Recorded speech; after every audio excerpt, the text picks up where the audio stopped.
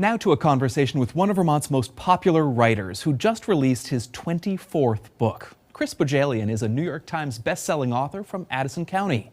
His latest title is The Princess of Las Vegas. It's a suspense thriller. When it comes to other authors' work, Bohjalian tells NBC5 In Depth, we are living in a truly exciting time for readers, but also a frustrating one because of how books are getting caught up in culture wars. I am reading right now in 2023 and 2024 so many fantastic books that were written during the COVID pandemic. Books like Chain Gang All-Stars, Tom Lake, romantic comedy, Pineapple Street. These are all wonderful books that were written in lockdown. And when I look at the books on my nightstand, all written in COVID, it dawned on me.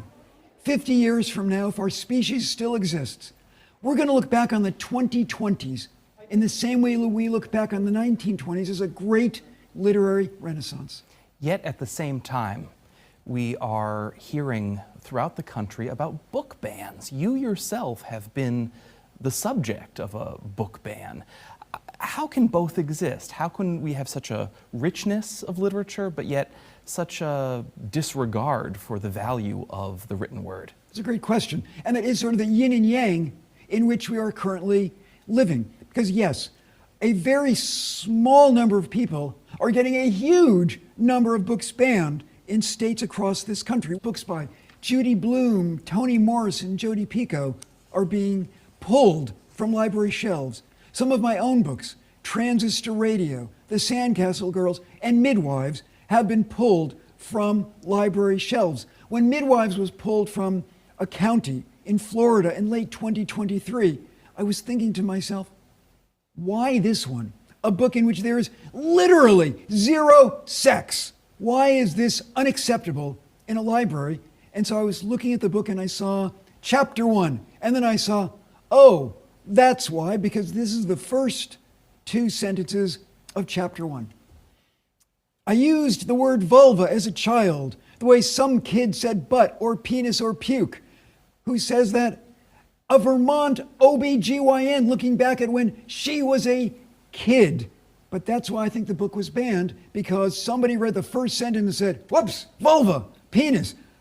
God forbid a 15-year-old or a 14-year-old ever comes across those two words. I mean, you have no idea what's on that 14 or 15-year-old's phone, my gosh. But Midwives, gotta ban it. Well, on a rosier topic, you had a great deal of success with an adaptation of one of your recent books, The Flight Attendant. I just loved that book. Thank you. I love a good thriller. Thank you. Big hit for HBO Max with Kaley Cuoco.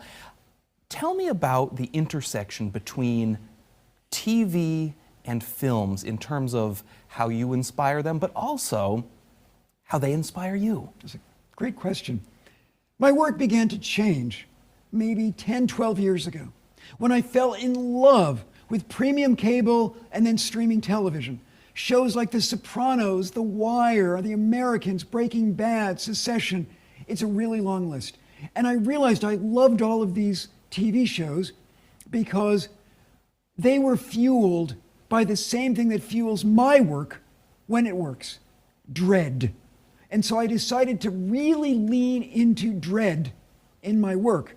And I hope my works are no less literary than Midwives or The Buffalo Soldier, or Before You Know Kindness, or The Double Bind, but they're different. So The Flight Attendant, I think, is a perfect example of how TV inspired my writing and changed it. And I was thrilled when it became a TV series because Kaley's fantastic. The production crew is fantastic.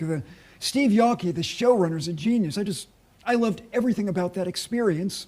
And your fans can look forward to another adaptation, we believe, in the not too distant future? Yes, I'm thrilled that my 2022 novel, The Lioness, has been optioned also for a TV series, an 8-hour miniseries, Imagine, and Then There Were None meets Jurassic Park. Hard to imagine, but I think it'll be a hit. Yeah, Safari Gone Bad in the Serengeti, set in 1964. I had a great time writing it.